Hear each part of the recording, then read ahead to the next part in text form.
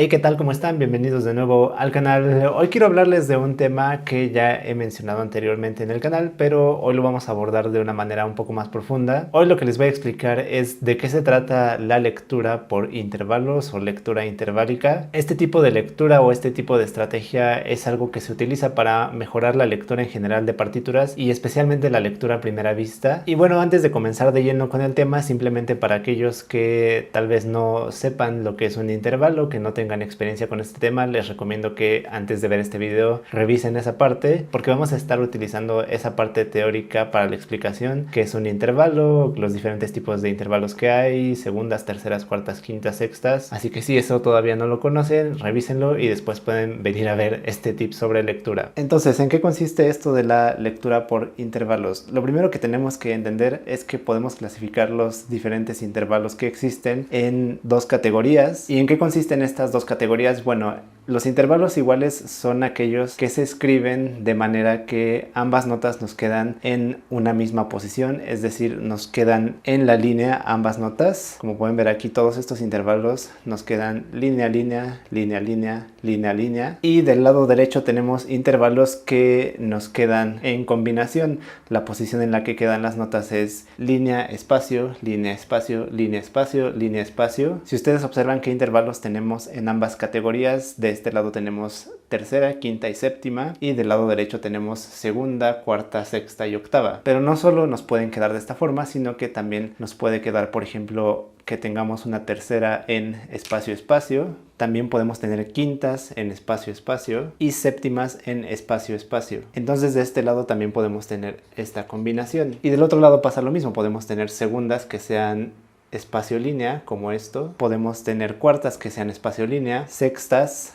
y octavas. Entonces de esta forma ustedes pueden ver más claramente porque tengo aquí estas letras. Justamente de este lado están los intervalos que nos quedan línea, línea o espacio, espacio, y de aquel lado los que nos quedan línea, espacio o espacio, línea. ¿Y qué tiene que ver esto con la lectura? Bueno, si nosotros vemos los intervalos de esta forma cuando estamos leyendo algo, puede ser que nos sea mucho más sencillo reconocer inmediatamente qué notas son las que tenemos que tocar. Ahora, para poder hacer esto necesitamos tener dos cosas muy bien aprendidas. La primera de ellas es que tenemos que tener los intervalos muy claros y tenemos que ser capaces de pensar en intervalos de manera rápida. Por ejemplo, si yo les dijera piensen en una tercera ascendente a partir de re, ustedes tendrían que poder decir lo más rápido posible fa, es decir, fa es tercera ascendente a partir de re. Y por el momento no nos estamos preocupando de si es una tercera mayor o menor, porque hay diferentes tipos de tercera, pero simplemente ustedes tienen que tener esa habilidad. Si yo les preguntara, por ejemplo, una séptima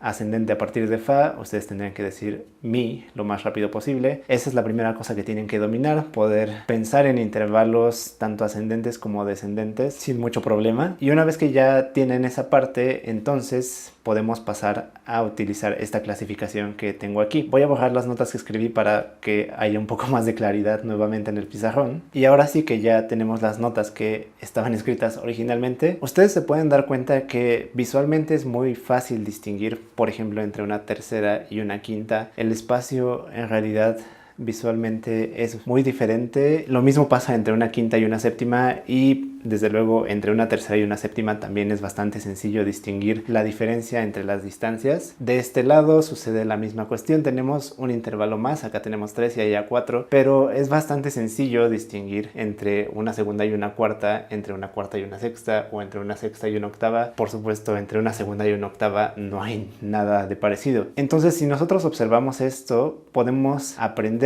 que cuando tengamos intervalos que son iguales, ya sea línea, línea o espacio, espacio, simplemente las opciones que tenemos son que sea una tercera, una quinta o una séptima. Si nosotros lo tenemos muy claro cuando estemos leyendo algo y veamos eso, veamos que tenemos notas en línea, línea, espacio, espacio, vamos a poder pensar inmediatamente en qué es lo que tenemos que tocar. Porque normalmente lo que sucede es que cuando no leemos tan eficazmente y tenemos algo así en una partitura, lo que hacemos es leer primero una nota y después la otra. Es decir, primero leemos do y después leemos si. Pero si nosotros pensamos de manera interválica, lo que podría pasar es que veamos el do, que es una nota muy fácil de reconocer en el pentagrama, y reconozcamos que tenemos línea, línea, y entonces de nuestras opciones podamos pensar que es una séptima y de esa forma, digamos, deducir un poco que tenemos acá arriba un si. Este proceso puede parecer mucho más largo que simplemente leer do y si, pero a la larga, cuando uno se acostumbra a ver la lectura de esta forma, el proceso se hace casi instantáneo y puede ser mucho más rápido que leer las notas por separado. Además, aquí solamente estamos pensando en tener dos notas, y en una partitura casi siempre tenemos muchas más notas. Entonces, si por ejemplo hay 3 o 4, muchas de esas notas las podemos resolver pensando en intervalos. Tal vez haya una o dos que sí las leemos directamente del pentagrama, pero algunas otras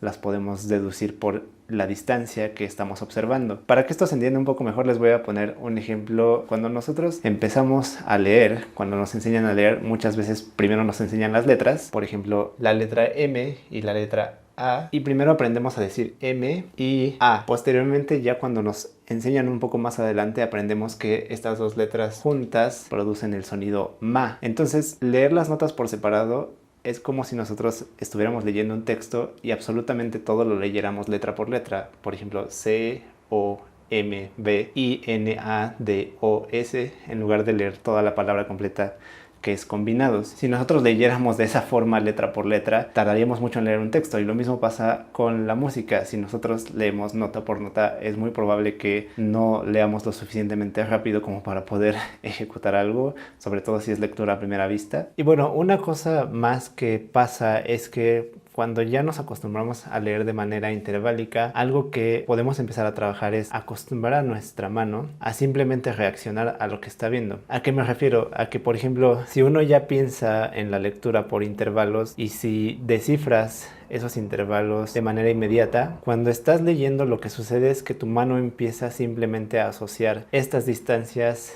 y estos dibujos con qué tanto tiene que abrirse. Por ejemplo, si nosotros vemos un intervalo del primer grupo en una partitura, nuestra mano podemos educarla para que eventualmente reaccione y sepa que si ve alguna de esas tres opciones, tiene que tocar esto, esto o esto.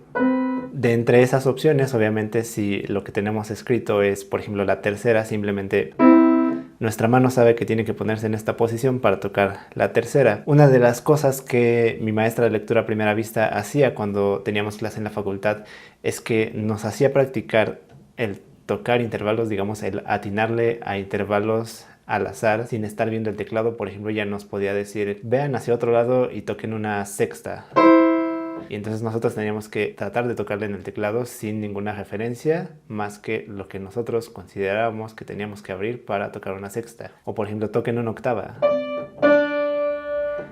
A veces le atinábamos, a veces no, pero esto era con el propósito de que justamente al leer una partitura y pensando de manera interválica, nuestra cabeza llegara al punto en el que simplemente viendo los dibujos, cómo están las notas, si en líneas o en espacios, pudiéramos mandar la orden a nuestra mano para reaccionar y tocar. Todo esto de la manera más rápida para que sea instantáneo y sin necesariamente estar leyendo exactamente las notas que están escritas en el pentagrama. Ahora, esto no quiere decir que no tengamos que tener una buena lectura o que no necesitemos poder leer las notas de manera independiente en el pentagrama, pero digamos que esto es un recurso que es muy útil para traducir la información de la partitura directamente a la ejecución. Y bueno, si ustedes quieren poder llegar a este que sería, digamos, el nivel último de la aplicación de la lectura por intervalos, tienen que practicar, como les decía desde un inicio, el poder decir intervalos de manera rápida. Tienen que practicar el reconocerlos en la partitura utilizando esta clasificación que vimos hoy, y finalmente tienen que también practicar